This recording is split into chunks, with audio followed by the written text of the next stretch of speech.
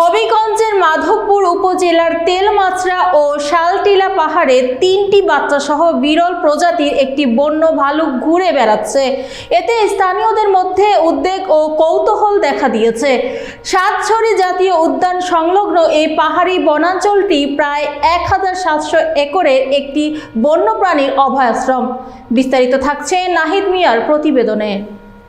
সম্প্রতি স্থানীয় ফটোগ্রাফার হারিস দেব বর্মা সাতছড়ি বনের গভীরে ভালুকটির ছবি ধারণ করেন।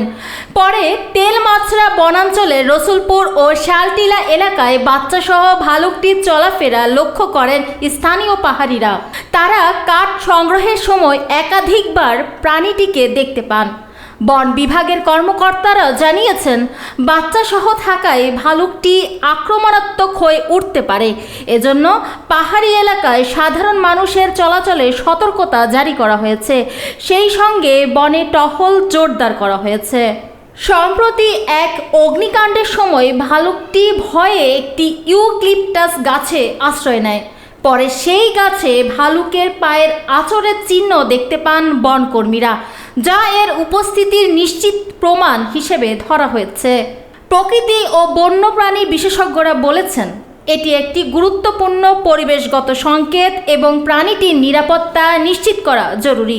আগের ভয়ের কারণে ওরা আমাদের ইউক্যালিপটাস গাছে উপরে উঠে গেছে।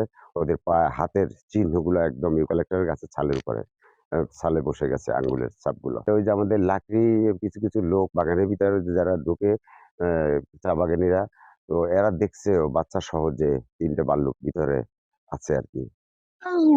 এশিয়াটিক ভাল্লুকটি আমাদের তেলমাছড়া বিটের শালটিলা এবং তেলমাছড়া বিটের সীমানা বর্ডার এলাকার মধ্যে আছে, রসুলপুর এলাকার সাইডে।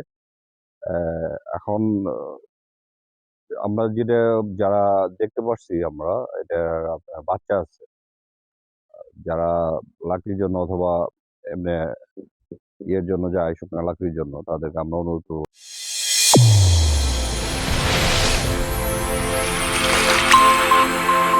চ্যানেল A1 হৃদয়ের স্পন্দন।